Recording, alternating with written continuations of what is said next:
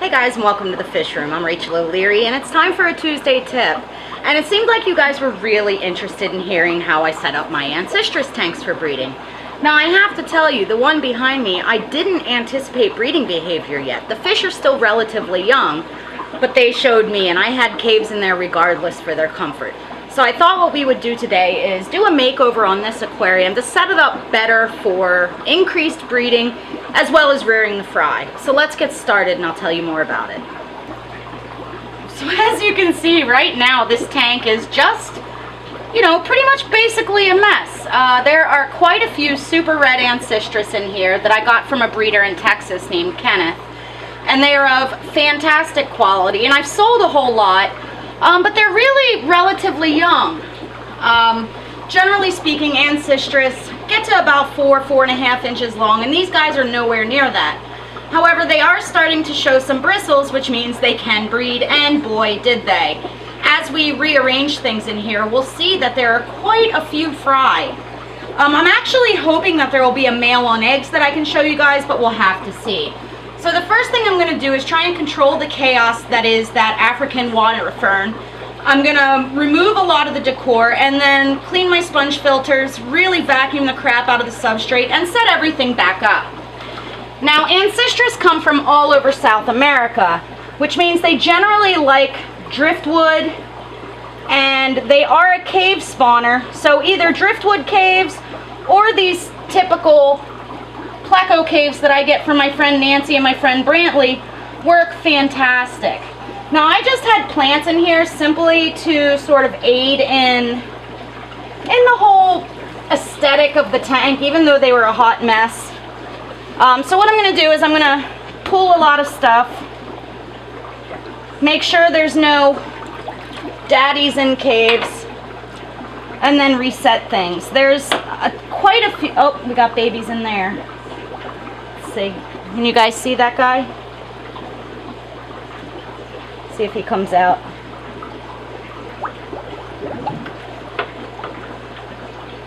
What do you think?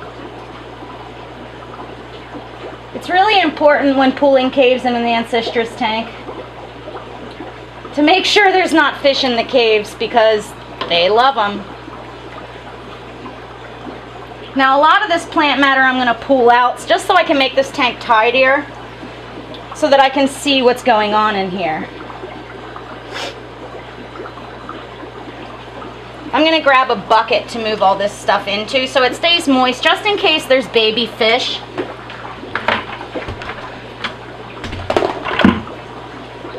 Which is super important with the Ancistrus because, the fish like to hide inside things. So we're going to pull these plants. I'm shaking them out in the water to try and put any babies that are in here on the loose. Now, as I said, this tank was simply set up so that I could easily move decor to catch fish for sale. I really hadn't intended to breed these fish, though when fish are fed well and have clean water, it tends to happen whether you want it to or not. Let go, dude.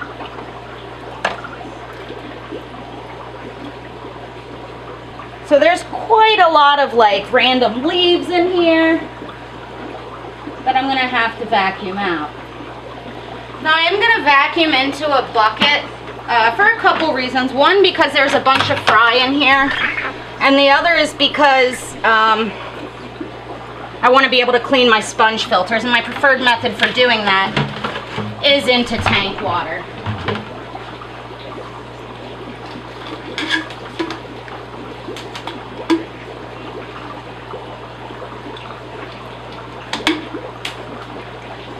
So I just have a standard siphon.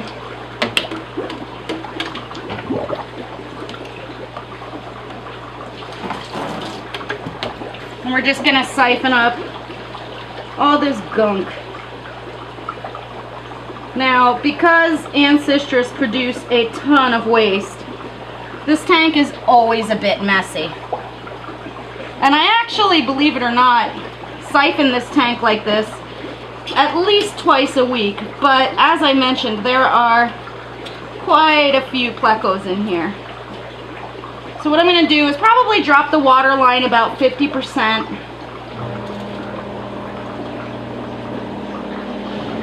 I'm pinching off the hose as things get sucked up that I don't, like sand, or that I don't want to vacuum out.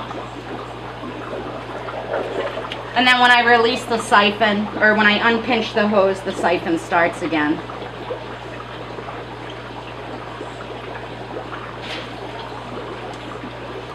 I'm just going to let that drain for a bit and grab a net and pull out all those random leaves.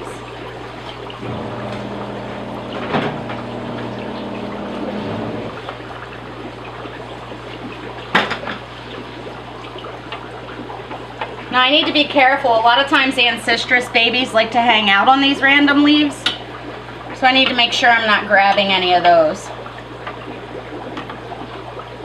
You guys may have noticed that this is also one of my apple snail breeding tanks.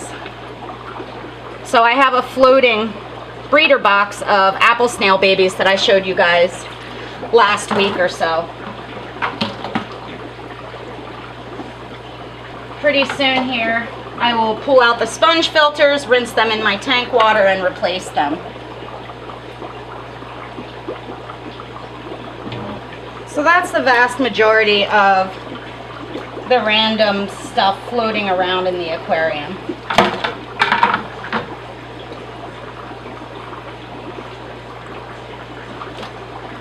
Now, I wanted to show you guys, you can sort of see that this sponge filter's output is way less than that one. That means this one's probably more clogged up, so it's especially important that I clean these guys, because while Ancistrus are not dependent on flow necessarily, they certainly like a clean tank. And you can see what fell out of that.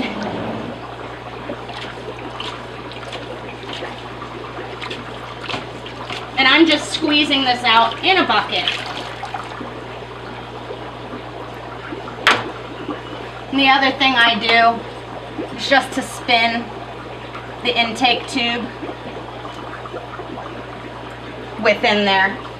For now, I'm going to let this continue to drain and that detritus and suspended particles settle to the bottom so I can hover my vacuum over the surface again to remove all the debris.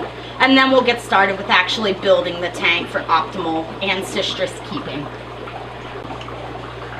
Now, since a lot of that suspended stuff has fallen to the surface of the tank, I'm just going to hover my vacuum and clean up more of the debris. Since that's about 50%, I'll just let it be for now. Take my siphon out, wipe down my glass so I can see what I'm doing. As you can see, it's still a bit cloudy, but that's not that uncommon. So what I'm going to do now is grab some driftwood from around the fish room and set this back up. Now, Ancistrus aren't really territorial. However, when they're spawning, the males can get a bit grumpy. So it's a good idea to add a lot of different cave structures. Now, as I mentioned earlier, this can be either these pinch and clay caves that I really, really like, or it can be driftwood. In this aquarium, I'm going to do a combination of both. And again, I'm going to be sure that I don't block my sponge filters from being able to be removed. And after we put this wood in, I'll probably put some of those plants back just because the babies like to hide in it. Now, this is a mix of Talawa wood and Malaysian driftwood. It really doesn't matter. You know, there's a lot of like anecdotal type opinions that Ancistrus need wood. The reality is they are not a pinot, they are not a wood eater. However, they do enjoy having the surfaces.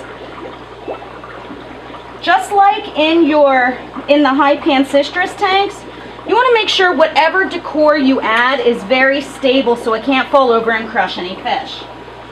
Now, I'll make sure I show this to you guys after it's all cleared up in here. But I'm picking pieces that have sort of hollows or rounded structures. And again, I'm not going for a beautiful tank here. This is a utilitarian setup.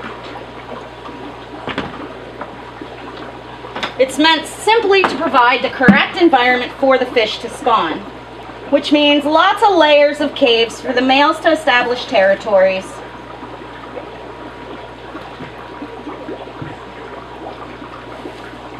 And good places for the fry to hide. I don't find that Ancistrus predate on their young very often, but certainly they appreciate having nooks and crannies since they're so tiny. Now I had a whole ton of African water fern, the bulbitis in this aquarium, and that's what I'm going to stick back in. Now it's not important to have plants in these aquariums, but personally I always prefer to have plants in my aquariums just because they help do some of the work of absorbing ammonia, as well as utilizing nutrients in the water column, which is especially useful with plecos and apple snails, and they just look nice. So I am pulling all my bulbitis back from the bucket, and we'll stick it in there.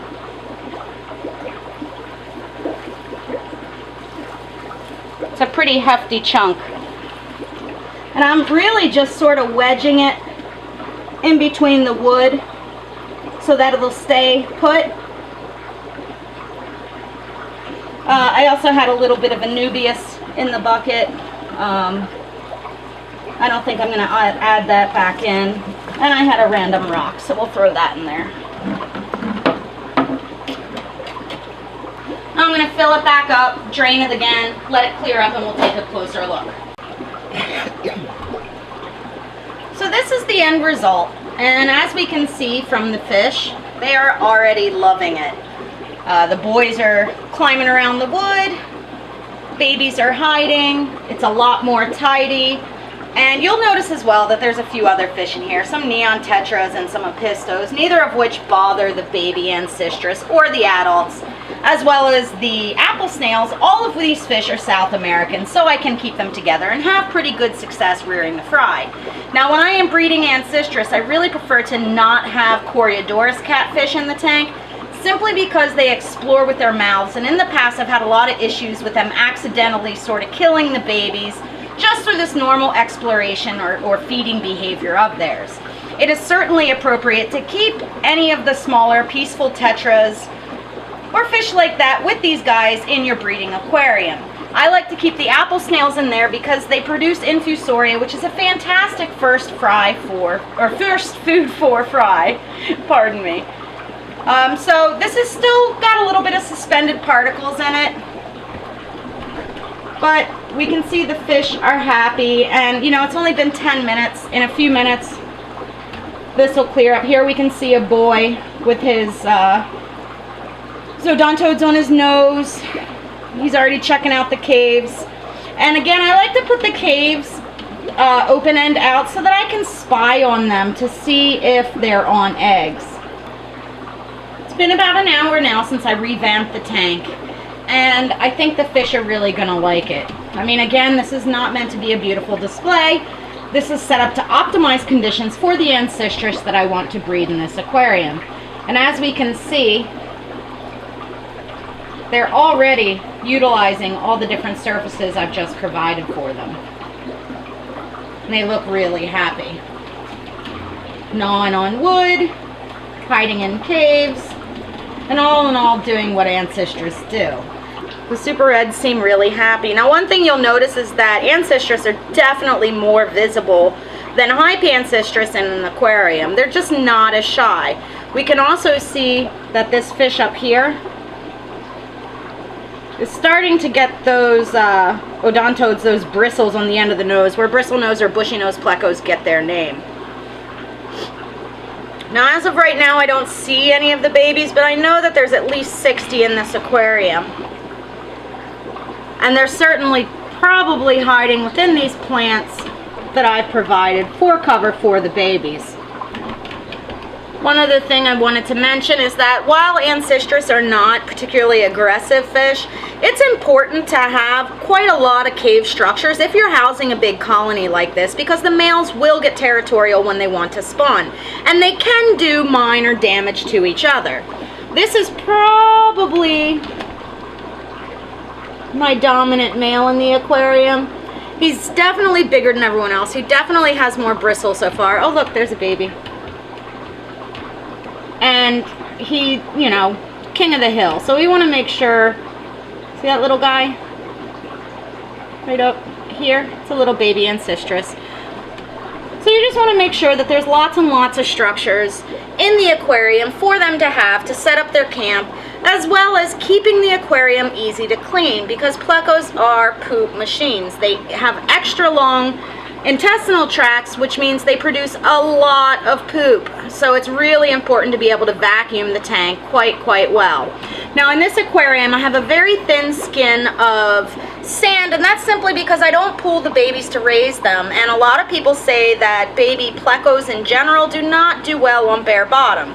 So I keep a really thin skin of sand, and I generally have a really high success rate with raising my babies within an aquarium like this. I do not find that the adults predate on the young at all, and they simply hide until they're of a decent size. I do tend to overfeed in a breeding aquarium like this where I'm raising fry, which is why you see so many Malaysian trumpet snails. In most of my fish room I cannot keep MTS going, but in a pleco breeding tank I certainly can, because they get fed several times a day, a lot of food to make sure that the babies are getting all that they need. All in all, while it's not the most beautiful aquarium, this is an extremely functional aquarium for rearing Ancistrus plecos, as well as the apple snails. As always, thank you guys for your continued support. Let me know below if you have any suggestions, comments, or questions, and make sure you stop by my Instagram, my Facebook, and my website.